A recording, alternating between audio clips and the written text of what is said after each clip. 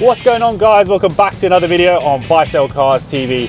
Today we are going to be discussing all things to do with these Range Rovers, but more specifically we're going to touch on 5 common issues and problems that you face with owning an L405 Range Rover. There is always a lot of chat, a lot of rumours, a lot of things you hear on people complaining of what it's like to own these cars. Some issues get vocal more than others, but we are going to dive into all of those things today and discuss what are those things you need to watch out for if you're buying one of these Range Rovers, and should you be worried or concerned about getting yourself into a Range Rover. So less of me rambling on, let's get on with today's video and let's discuss 5 common problems with these Range Rovers. So let's get on with it, guys. So let's start with the big #1 issue that everyone seems to talk about with these Range Rovers, and that is crankshaft failure. Now, for those of you that don't know, let me explain a little bit about what that crankshaft failure is. To simplify this, what happens is your bearings, they fail. This then leads to the engine being starved of oil, which ultimately leads to crankshaft snapping,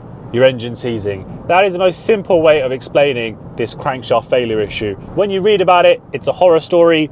Engine seizing, big massive bills, Land Rover quoting you 15 grand for a new engine.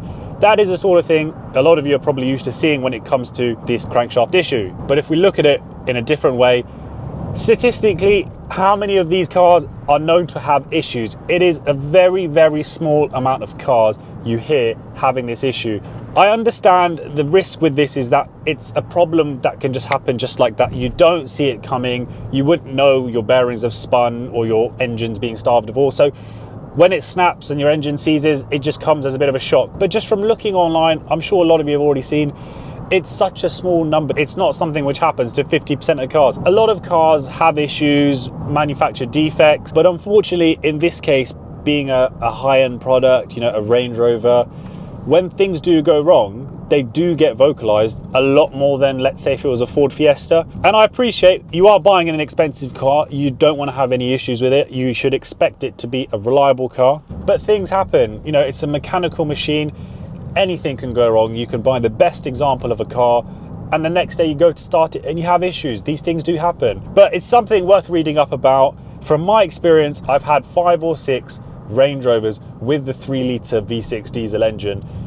No issues on my side in terms of any crankshaft failures or engine seizing. So I can only speak on my ownership experience with these cars, and as I have owned quite a few of them, I think I'm in a fair enough position to give my opinion with this, you know, well-documented issue, because I haven't had any. But what I will say is, if you are buying a car from a dealer, it's well worth speaking to them and finding out, you know, what exactly the warranty will cover if you are buying a used approved car. If it's something that they can put into writing, that if you have this crankshaft failure, that it will be covered under warranty or goodwill. So something just to think about, something to ask the question when you are looking to buy one of these cars. Now let's move on to the second point, which is air suspension related. One of the best things about these cars is the way they drive, and I've always say it feels like you're on a floating carpet, and a big part of that will be, of course, the air suspension. Now, there are a lot of components on this car which can fail when it comes to the suspension, but specifically with the air suspension, you do have a couple of things which tend to fail on these cars. These can be the suspension struts, the bags, the compressor. All of these things can be quite costly to fix, so it's well worth doing a bit of homework on what these potential costs could be like, or if you are buying a car, to see have any of these components already been replaced. But what I will say is a good way to test the suspension on a car when you go and view it, whether it's a dealer or whether you're buying it from a private seller, is if you just go down to the buttons by the gear stick, there is 2 buttons. So you've got one to raise the ride height of the car and you've got one to lower the ride height.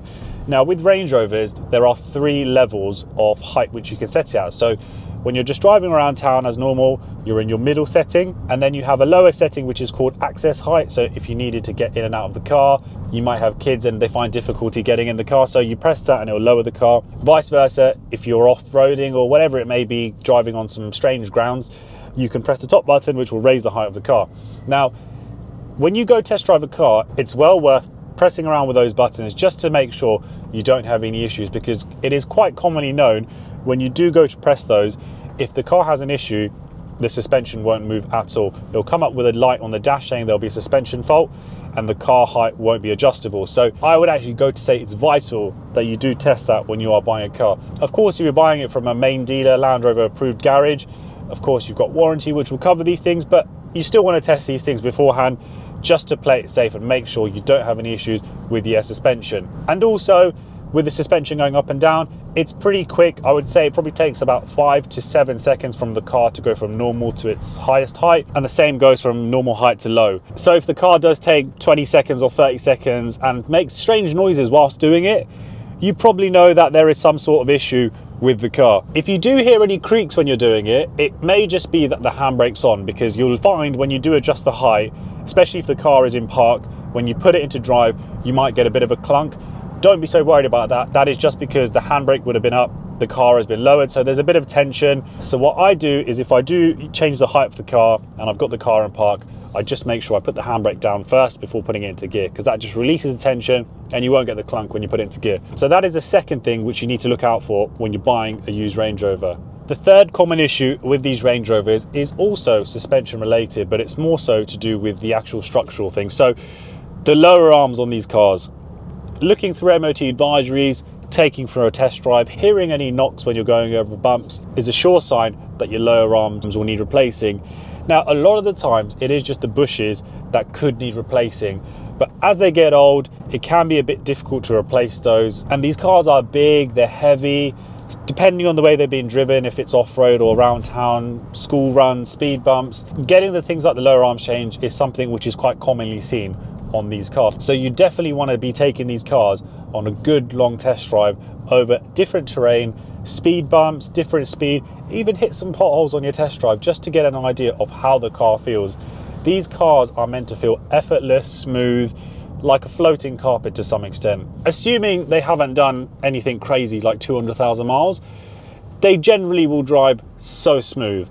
And on your test drive, if the car does feel a bit rough, a bit heavy, a bit crashy, making the knocking sounds, it is a sure sign that you're going to have suspension issues. So definitely look for any previous work on the car if it's had bushes replaced, but ideally suspension arms. Some of you might be thinking what sort of mileage or age you need to think about with these things. It is a bit more challenging and tricky to think, because it depends how your car's driven. If a car's done motorway mileage, the suspension arms would have barely had any use. But if you've got a low mileage car that's only been driven around, the centre of London in traffic over horrible roads and speed bump, it's going to have a lot of wear. So my advice is just take the car for a test drive and base it on the age and the mileage of the car. So if the car is relatively new with low miles, it should drive like new.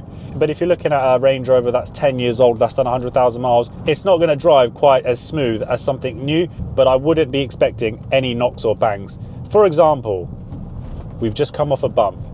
Didn't really feel much of it. It didn't make much of a noise. No knocks under the suspension. Again, it's just something you need to think about. Cost-wise, it isn't going to be too crazy. We're talking in the hundreds here, right? So it is a wear and tear part, but it's definitely a cost you need to think about, because it is something commonly replaced on these Range Rovers. So that is the third point. Now, the fourth point I want to talk about is DPF. This is something which affects a lot of cars, not just Range Rovers, but I've had DPF issues in the past with a Range Rover, and even when I'm looking at Range Rovers in the auction, every now and then you do see a Range Rover pop up, and on the dash you can see, DPF is almost full, or in some cases the red light comes up and the DPF is full, which means it needs to be replaced. But I'll touch on that very, very shortly. And now I'm going to give you an example on a Range Rover that I used to have. So I had a 2017 Range Rover, and very early on there was an issue with that car. It would say DPF is almost full, and then I would need to drive the car at over 40 miles an hour for 15 minutes or so, and the car would do a self-regen on it to clear out the DPF. Now, it would do it and the car would be fine,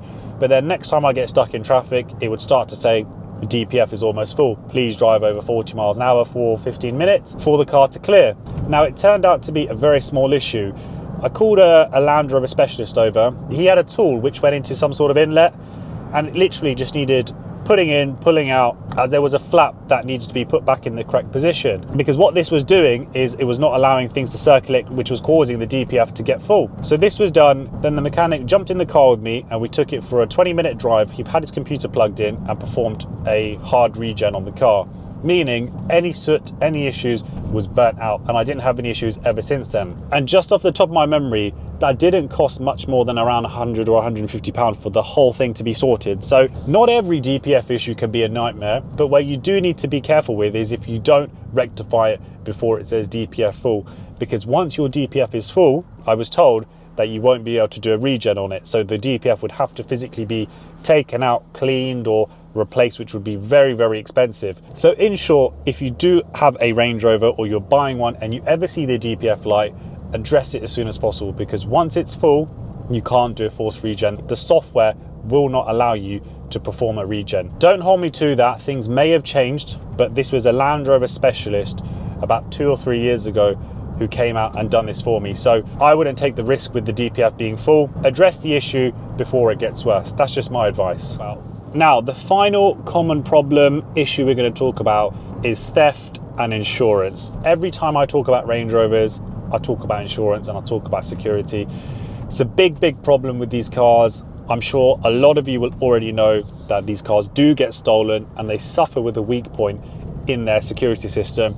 Land Rover have now done an update on these cars, meaning they will send you a letter saying they can bring your car in, perform a recall, which will prevent thieves from stealing your car. And what I believe this update is, your key can no longer be cloned. So before, when someone would come to steal your car at home, they used to have a booster device which could be used from outside of your home, and they could pick up your signal from your key if you're sleeping and the key's inside the house.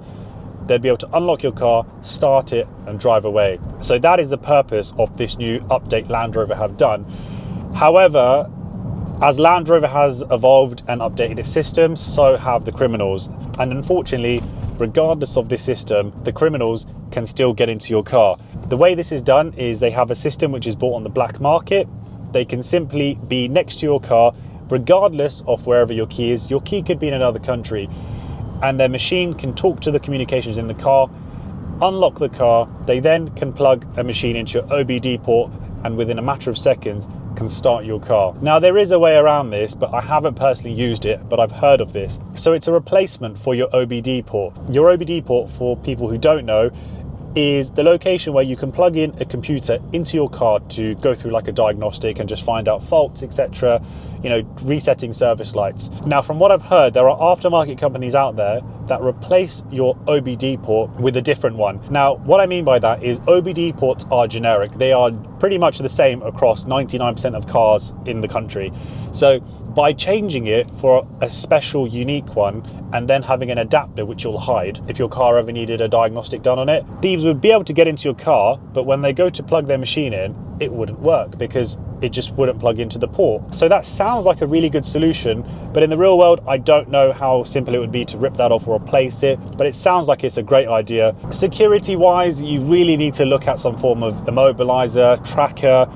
A ghost immobilizer is very, very good. If it's fitted correctly and hidden well, you're not going to have any issues. Getting a tracker fitted as well, that is a peace of mind. There are so many levels when it comes to security though. So again, really look into it, see how far you want to go with it. You can end up spending £2,000–3,000 on security when it comes to these cars, but in all honesty, I would never ever own a Range Rover without having some form of security. And at a minimum, like I've done, ghost immobilizer and getting a tracker on these cars, it's a must. Insurance wise, I appreciate insurance is very expensive when it comes to these cars, especially if you're looking at models such as the SVR or the SV Autobiography. But what I will say is shop around, don't just stick to one comparison site. But I completely understand a lot of people will really struggle to get insurance on these cars, especially if you live in the major cities, London being the most toughest place to get insurance on this car. So do shop around, go to a lot of comparison sites, even speak to some insurance brokers, as some insurance companies may help if you do have some sort of tracker on there. Some of these trackers are actually approved by insurance companies, but at the same time, I understand insurance is very individual, your age, where you live, how many points you've got. So some people will struggle, others will find it easy. But anyway, guys, that concludes today's video on talking about 5 different common problems and issues with these Range Rovers. Hopefully it's been a good insight and helpful if you are looking to buy a Range Rover. If you do have any other specific questions, feel free to comment down below. If you've got a Range Rover and you've had any issues or you've got a different experience to mine, again, comment down below. I'd be interested to hear what it's been like for you. From me, I can only say fantastic and good things about these cars. I've had many of them over the years and I've not had any major mechanical issues, but that's just my experience. It'd be interesting to see what your experience is like. But on that note, guys, I'm going to end today's video here. Don't forget to follow me on all my socials. I'll pop them on the screen now, which are at Buy Sell Cars TV. I'm on TikTok, I'm on Instagram, and I will be giving a car away for free on Sunday. So If you do want to hear more about that, I'll pop a link in the description for that video. But as always, guys, I hope you've enjoyed today's video. Thank you so much again for watching, and I'm going to see you on the next one. Take care, guys.